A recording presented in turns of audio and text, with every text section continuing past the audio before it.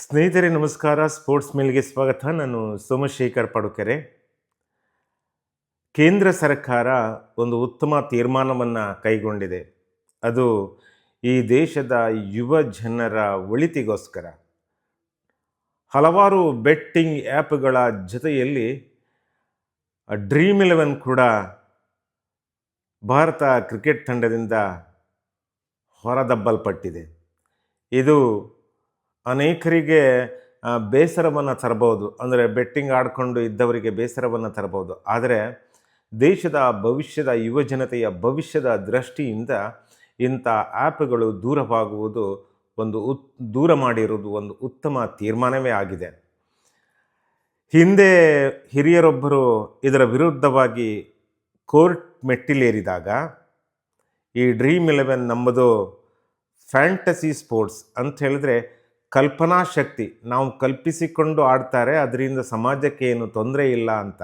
ಆದರೆ ಇವತ್ತು ಅನೇಕರಿಗೆ ಗೊತ್ತಾಗಿದೆ ಡ್ರೀಮ್11 ಅಂತ ಹಾಗೂ ಈ ಥರ ಒಂದು ಆ್ಯಪ್ಗಳಿಂದಾಗಿ ಯುವ ಜನರಿಗೆ ಎಷ್ಟು ತೊಂದರೆ ಆಗ್ತದೆ, ಯಾವ ರೀತಿಯಲ್ಲಿ ಅವರು ತಮ್ಮ ಬದುಕನ್ನು ಅಂತ್ಯ ಕಾಣಿಸಿಕೊಳ್ತಾರೆ, ಎಷ್ಟು ಕುಟುಂಬಗಳು ಬೀದಿ ಪಾಲಾಗಿದೆ ಎಂಬುದು ಇವುಗಳಿಂದ ಸ್ಪಷ್ಟವಾಗಿದೆ. ಇವಾಗ ಡ್ರೀಮ್11 ಬೇರೆ ದಾರಿ ಇಲ್ಲದೆ ನಮ್ಮದು ಹಣ ಹಾಕಿ ಆಡುವಂಥ ಆ್ಯಪ್ ಅಲ್ಲ ಅಥವಾ ಆಟವಲ್ಲ ಅಂತ ಯಾವುದೇ ರೀತಿಯ ಹಣವನ್ನು ವಿನಿಯೋಗಿಸಬೇಕಾಗಿಲ್ಲ ಎಂಬುದಾಗಿ ಹೇಳ್ತಾರೆ.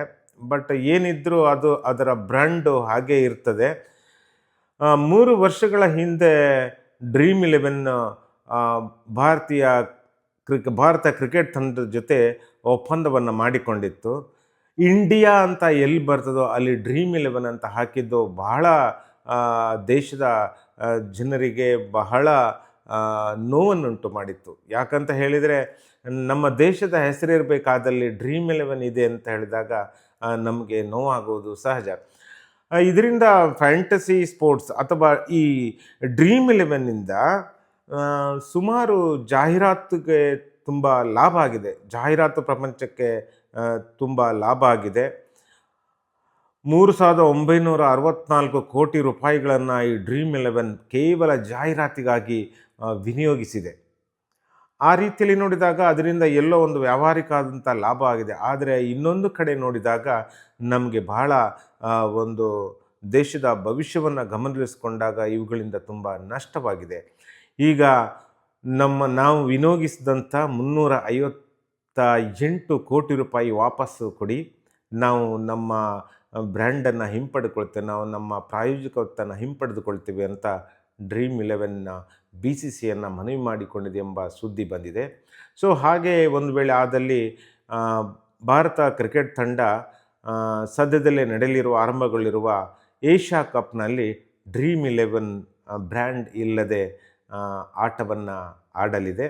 ಅಥವಾ ಬೇರೆ ಯಾವುದಾದ್ರೂ ಬ್ರ್ಯಾಂಡ್ ಕೂಡಲೇ ಅವರು ಅದನ್ನು ಟೆಂಡರ್ ಕರೆದು ಅಥವಾ ಇನ್ನೇನೋ ಮಾಡಿ ಹೊಸ ಬ್ರ್ಯಾಂಡನ್ನು ನಿಯೋಜಿಸಿಕೊಳ್ಳಬಹುದು.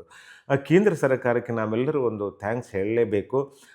ಇದರಿಂದಾಗಿ ಹಲವಾರು ಜನರಿಗೆ, ಯುವಕರಿಗೆ ಇದರಿಂದಾಗಿ ಒಂದು ಮಾನಸಿಕವಾದಂಥ, ಆರ್ಥಿಕವಾದಂಥ ಲಾಭ ಆಗಿದೆ.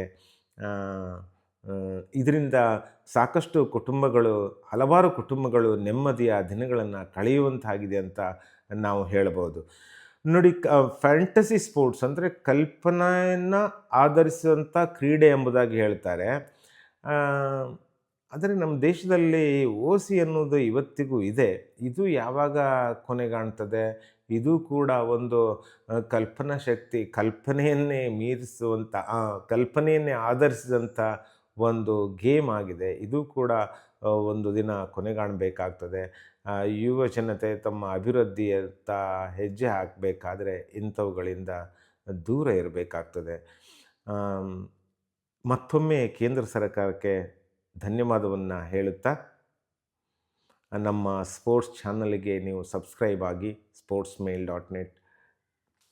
ಧನ್ಯವಾದಗಳು.